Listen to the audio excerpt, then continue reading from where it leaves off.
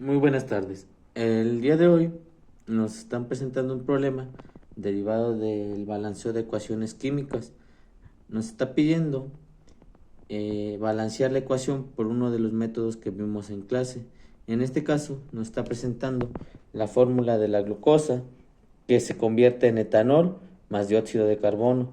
Empezaremos poniendo la fórmula de la glucosa, que es 6 carbonos, 12 hidrógenos, 6 oxígenos, que se convierte a el etanol, que es 2 carbonos, 5 hidrógenos, hidróxido de oxígeno, más CO2. En este caso, decimos que la primera fórmula es la fórmula de la glucosa. La segunda fórmula sería la fórmula del etanol. Y la tercera sería la fórmula del dióxido de carbono. Lo que yo pienso hacer ahorita es el balanceo por el método de tanteo, el cual nos dice que tenemos que buscar un número que multiplicado por el exponente nos dé la igualdad de átomos de ambos lados. Primero empezaremos acomodando los átomos de la glucosa. Carbono nos dice que son 6 átomos. Hidrógeno nos dice que son 12 átomos. Y de oxígeno tenemos 6 átomos. Del otro lado anotaremos a lo que es igual o a la conversión que nos dio. En este caso, del otro lado tenemos 3 átomos de carbono, ya que en el etanol tenemos 2 átomos de carbono y en el dióxido de carbono 1, lo que nos daría igual a 3 átomos. De hidrógeno, en el etanol tenemos 5 átomos de hidrógeno y otro de hidrógeno que está junto al oxígeno. Entonces podríamos decir que tenemos 6 átomos de hidrógeno. Del lado del dióxido de carbono, como ya dijimos, tenemos un átomo de carbono que ya hizo la suma acá. Entonces ya nomás nos quedaría el oxígeno, que tendríamos 2 oxígenos en el dióxido y un oxígeno en el etanol, lo que nos daría igual a 3. Ahora, tenemos que buscar un número que nos dé el cumplimiento de las igualdades del lado de la glucosa y del lado del etanol. En este caso, del lado de la glucosa, no moveré nada. Solamente buscaré del lado del etanol y del dióxido de carbono.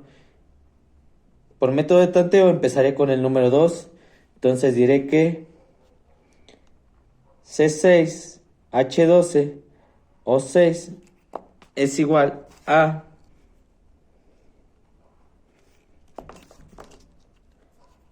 pondré en este caso el número 2 en la fórmula del etanol como exponente. Entonces diré que será 2C2. En este caso este 2 va a multiplicar toda la fórmula, toda la ecuación química o todos los elementos que están dentro de la ecuación química. C2H5OH más, igual en el CO2 anotaré un 2CO2. En este caso ya me quedaría C igual a 6, H igual a 12, O igual a 6. Y del otro lado me quedarán 2 por 2, 4. Por 2, 6. Entonces serían 4 más 2, lo que me daría 6. De hidrógeno me da 2 por 5, 10. 2 por 1, 2 más 2 igual a 12. En el oxígeno me está dando que solamente tengo un átomo por 2, serían 2 más. Y de este lado me está diciendo que tengo 2 átomos de oxígeno, más por 2 serían 4. Entonces me darían 6. De esta forma ya estoy cumpliendo los balanceos, ya que tengo ya 6 átomos de carbono y del otro lado también 6 átomos de carbono. Tengo 12 átomos de hidrógeno y del otro lado también 12 átomos de hidrógeno. Tengo 6 átomos de oxígeno y del otro lado también 6 átomos de oxígeno. Entonces con esto ya estoy cumpliendo la primera parte que me está pidiendo los problemas, en el cual me dice que tengo que balancear la ecuación por uno de los métodos revisados. Lo hice por el método de tanteo. método de tanteo. Y me dio el balanceo. El segundo problema que se me presenta me dice: ¿cuál es la máxima cantidad de etanol en moles, gramos y en litros que se obtendrá por medio de este proceso? Ahora, si ya sabemos que tenemos 2 moles de glucosa,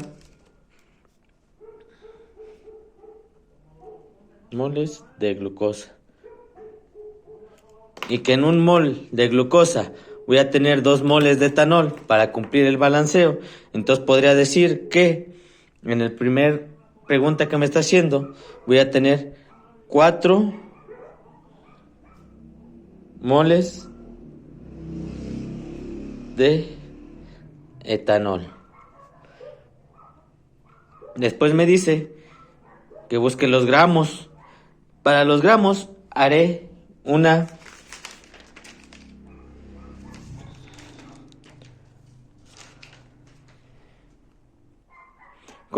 para los gramos haré un despeje, ya que sabemos que la fórmula para sacar moles es igual a gramos sobre peso molecular. Puedo decir que entonces gramos va a ser igual a moles por peso molecular. Para primero sacaremos los gramos, el peso molecular del etanol, que en este caso me está diciendo que el etanol es C2,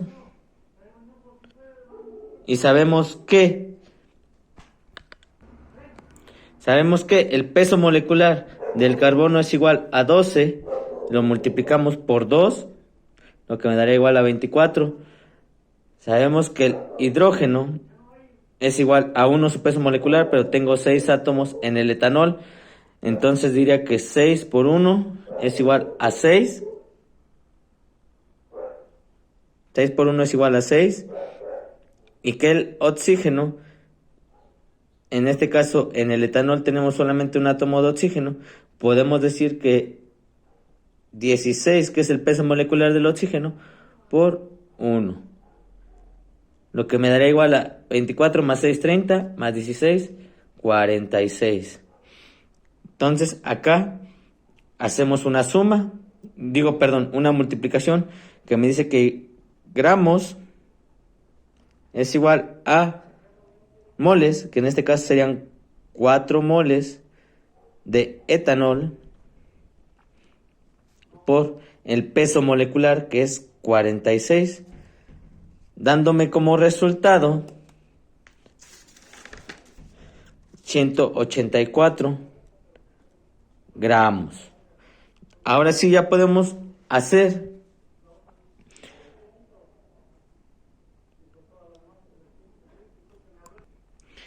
de esta forma ya tenemos el segundo resultado que nos pide. ¿Cuántos gramos voy a sacar en total de etanol? Entonces puedo decir que son 184 gramos. Un dato más que me da el problema es que la densidad del etanol es igual a 0.789 gramos sobre mililitros. Acá vamos a recordar la fórmula de la densidad. La fórmula de la densidad es igual a masa sobre volumen. Volvemos a hacer un despeje. Acá, como yo ya conozco la masa y ya conozco la densidad, entonces lo único que me falta buscar es el volumen. Lo que me va a hacer igual a volumen igual a masa sobre densidad. Ahora voy a anotar la masa que yo obtuve fueron 184 gramos sobre 0.789 gramos sobre mililitros, lo que me va a dar igual a que gramos con gramos se va y ya nada más tendría que hacer la operación. 184 sobre 0.789 me da igual a 235.89 mililitros. Ahora me está pidiendo la cantidad en litros. Esto lo voy a multiplicar por 1000. A dividir entre 1000, lo que me daría igual a 0.23589 litros. Entonces con esto podemos decir que ya tenemos las 3 respuestas a los problemas que se me presentan. Problema número 1, la cantidad de moles. Moles va a ser igual a 4 moles de etanol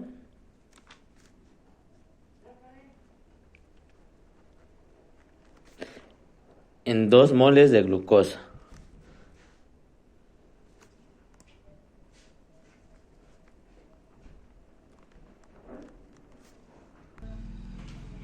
Los gramos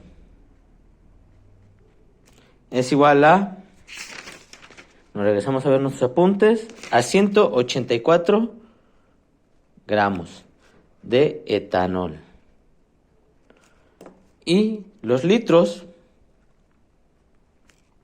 vamos a decir que va a ser igual a 235,89 litros de etanol. Con esto ya tenemos el segundo problema resuelto. He hablado. Ahora, en el inciso C me está pidiendo cuál es el proceso para preparar el vino de mesa. Para hacer esta investigación, yo obtuve los datos de la siguiente página. Turismo de vino. Vamos a ponerle acá inciso C o pregunta número 3 que me está haciendo. Y yo obtuve la información de turismo de vino.com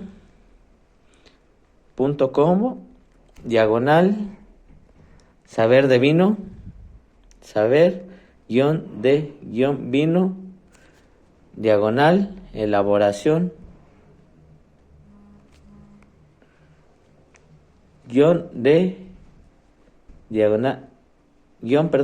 vino. Y nos dice que se divide en 12 pasos la elaboración de vino. 12 pasos. El primer paso es el cuidado de la fruta. Cuidado de la fruta. Acá nos va a hablar que hay que saber elegir y cuidar las condiciones óptimas para poder obtener una buena cosecha. El segundo paso nos va a hablar de la vendimia.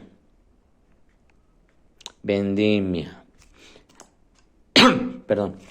Acá es cuando se decide el momento correcto para cosechar, y en este caso puede ser el paso más difícil, ya que una mala cosecha o decidir el momento inadecuado de cortar la fruta nos puede generar más concentración de etanol.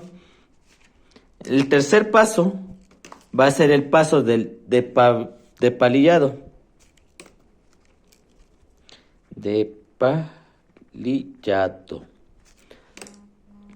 Acá nos va a decir que es el momento en el que llega la fruta a la bodega. Y acá se le quitan los tallos, todo lo que traiga en exceso que no sea de la fruta y que lo que no se va a ocupar para la elaboración del vino. El cuarto paso es el estrujado. Aquí me va a decir, me dice que este paso es donde se extrae el jugo de la fruta para la fermentación. El quinto paso es la maceración.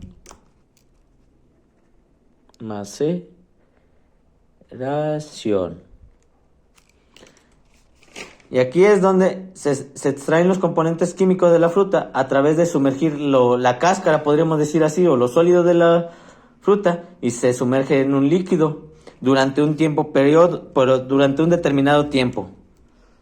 El siguiente paso es la fermentación.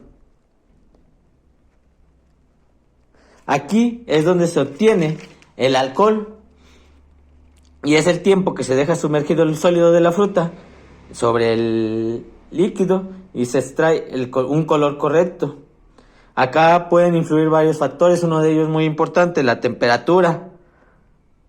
Y como ya lo había dicho, es donde el jugo de la fruta se transforma en alcohol, Después me sigue el prensado. Acá por medio de instrumentos me dice que voy a terminar de sacar todo el jugo de lo que se quedó en las cáscaras de fruta, de las partes sólidas, y voy a aplicar presión sobre las partes sólidas. Después viene otra fermentación, pero acá esta fermentación se llama fermentación moloática. En la primera fermentación, como dijimos, es donde se obtiene el alcohol. En esta fermentación se obtiene ácido láctico y también se usa esta fermentación para reducir la acidez del vino y se refinan los sabores en esta parte. Después me dice que viene la crianza del vino en robles. Crianza del vino en robles, que es donde se obtiene el jugo obtenido, donde se introduce el jugo que se obtuvo de los anteriores pasos en barricas de roble. Esto para que el vino agarre más complejidad en los sabores y se obtiene un mayor refinamiento. El siguiente paso se llama trasiego. Trasiego.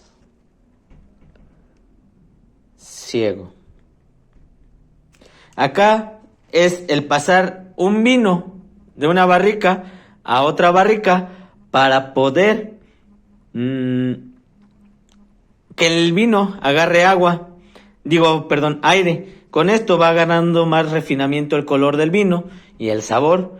Y al mismo tiempo se van limpiando las barricas donde se tiene el vino.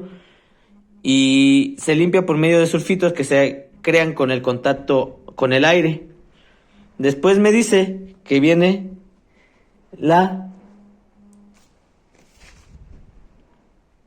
clarificación del vino.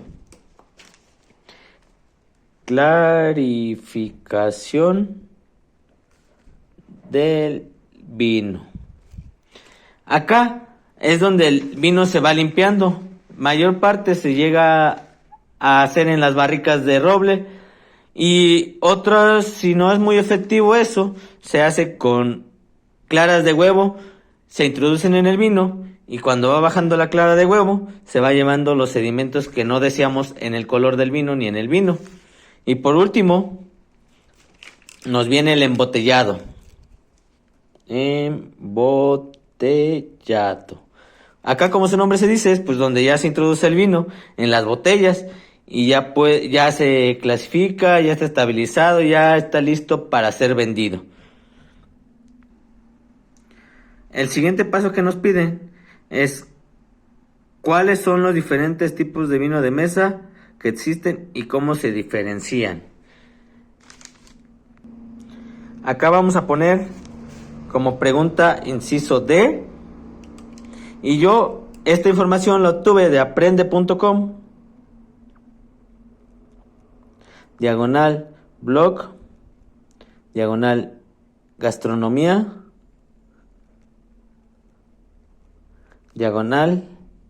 /vinos, /tipo, _de vino. Y como nos pide el inciso, investigar los tipos de vino que hay y cómo se pueden clasificar. La primera clasificación que podemos encontrar es por medio del color. ¿A qué se refiere esto? Pues muy básico, al color que a simple vista se aprecia en el vino. Acá tenemos 3 tipos de colores. El vino tinto, que es el más consumido en el mundo y se obtiene de uvas tintas o de uvas de un color más moradillo y que tienen en contacto con pieles, o sea, se dejan refinar en pieles. Después nos viene el vino blanco. En este se hace con uvas blancas y negras y su temperatura para que pueda salir ese color tiene que ser muy controlada. Después viene el vino rosado. Solo se usan unas uvas seleccionadas. Más adelante hablaremos de cuáles uvas se usan. y su color puede ser entre rosa fuerte o rosa claro. También la segunda clasificación sería por edad. Un vino joven, en este vino, su embotellamiento o su proceso para en la fermentación alcohólica, ya no pasa al prensado ni a la fermentación moloática, sino se va directamente al embotellado. Solamente se fermenta alcohólicamente y se va al embotellado. Después nos habla de la crianza. Para esto, tiene que tener una maduración mínima de 24 meses. 24 meses. En los cuales 6 de ellos debe de estar en barrica.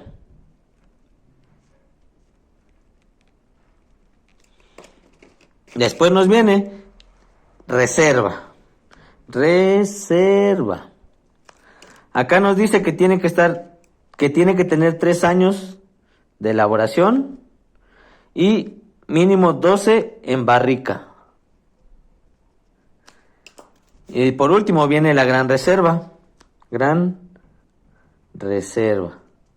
Acá son mínimo 5 años de elaboración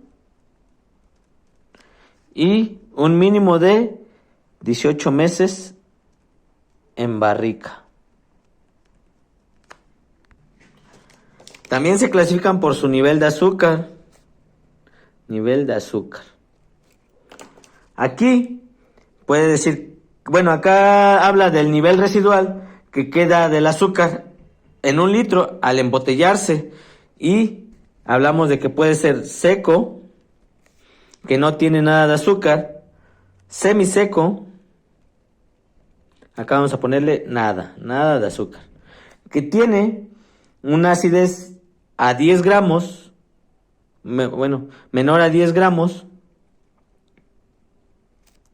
por azúcar residual sobre litro. Después vamos a hablar de los avocados, que tienen menor a 30 gramos por azúcar residual de litro. Los dulces nos dice que tiene 120 gramos, menor a 120 gramos, vamos a ponerle acá menor a 120 gramos de azúcar residual por litro. Y los muy dulces, estos tienen más de 120 gramos de azúcar. Después nos viene por cepa de vinos. ¿Qué entendemos por cepa de vinos? Acá nos habla principalmente del tipo de uva con la que se realiza el vino. Y acá podemos encontrar unas principales uvas, que podría ser Cabernet.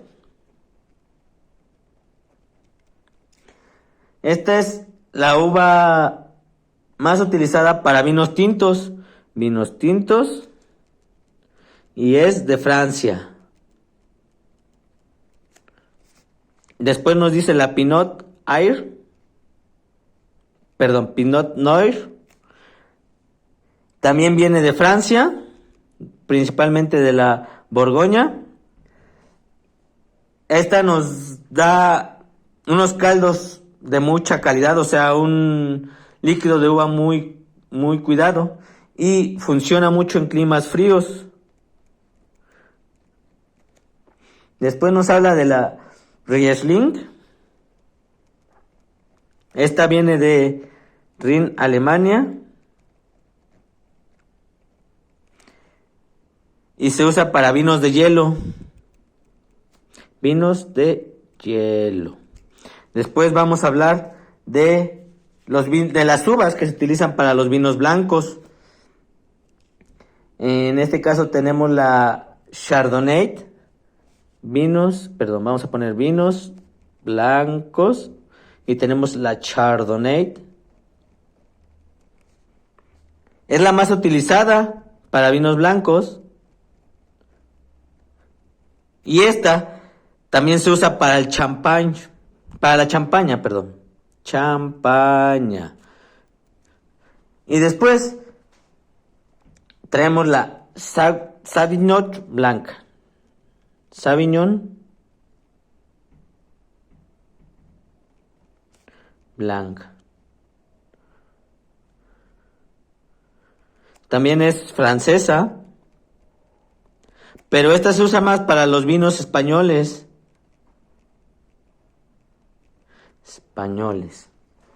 También tenemos otra categoría que es por gas carbónico. Gas carbónico. Acá vamos a hablar principalmente de las burbujas. De las burbujas que se ven en el vino. Y tenemos el tranquilo, el cual no tiene burbujas.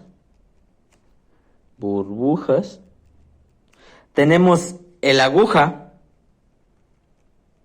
Este principalmente es porque sus burbujas crean una forma de aguja y es visible a simple vista. Después tenemos el gasificado.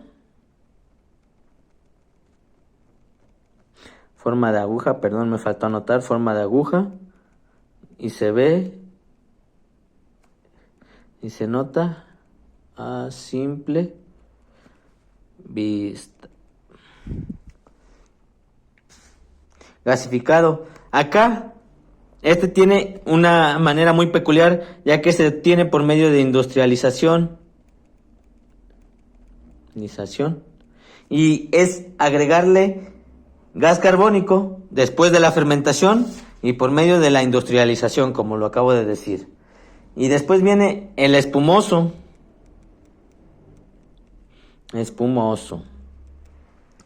El cual se obtiene de una segunda fermentación en botella. Ahora, por último, vamos a hablar de los vinos de crianza. Es la última categoría que tiene. Acá se nos divide en noble, el cual tiene se distingue por tener 18 meses de crianza en barricas de roble. Todos los que vamos a mencionar acá se obtienen por la crianza que tienen en barricas de roble. Nada más voy a ir poniendo el tiempo que necesitan. Después tenemos el añejo. Este se obtiene por 24 meses de crianza en barricas de roble. Y tenemos el viejo. Para que sea viejo tiene que estar mínimo 36 meses en barricas de roble. Después nos pide que cuáles son los países con mejor ranking en la producción de vino. Por ahí no sé si se alcanza a ver muy bien mi equipo. Pero nos dice que en el inciso E vamos a poner que Italia es el que está en el número 1 en la producción de vino y nos produce 5.020 millones de litros. Después, en segundo lugar, lo sigue Francia y nos obtiene 3.760 millones de litros. En cuarto lugar tenemos a España y nos produce 3.530 millones de litros. Y por último, en cuarto lugar nos sigue Estados Unidos con 2.410 millones de litros. Este dato se obtuvo del estudio que hicieron en 2021 de producción de vino. Y yo nada más decidí como que poner los 4 principales para no abarcar más tiempo de la grabación, ¿verdad? Después nos pide, y ya como último inciso, ¿cuál es la situación de la producción de vino de mesa en México. Acá vamos a ponerle inciso F, ya casi terminamos el tema. Inciso F. Y esta información yo la obtuve de la revista El Conocedor. elconocedor.com /producción nacional, producción nacional la industria del vino mexicano. Y acá nos dice que nuestro país posee 32,000 hectáreas de viñedos, pero solamente 5,000 hectáreas están destinadas a la producción de vino en México, que desde 2007, estos datos han ido en aumento hasta el día de hoy, y esto nos ayuda mucho al turismo, ya que va trayendo más gente a visitar a nuestro país, y con mayor razón nuestro país sigue en aumento en la producción de vino para obtener mayor inversión. Ya como último dato, quiero decir que pues esto me sirvió para poder, no sé si se alcanza a ver bien, pero me sirvió para poder entender el tema del balanceo de las ecuaciones y resolverlo por el método de tanteo. Lo hice por este método ya que me resultó un poco más fácil, pero también pues me dio conocimientos para saber de la producción del vino. Gracias.